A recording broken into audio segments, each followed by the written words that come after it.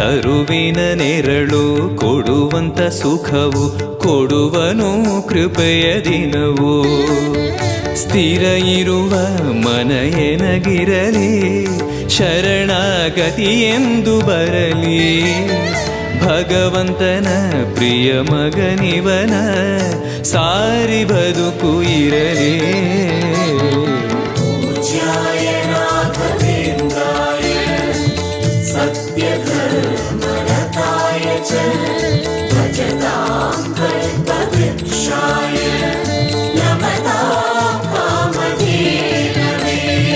ಆಲಯವೆಂದರೆ ಮಂತ್ರಾಲಯವೇ ಬೇರೆ ನಾ ಅರಿಯಲಾರೆ. ರಾಜನು ಎಂದರೆ ಶ್ರೀ ಗುರು ರಾಜನೇ ಮತ್ತು ನಾ ತಿಳಿಯಲಾರೆ. ಆಲಯವೆಂದರೆ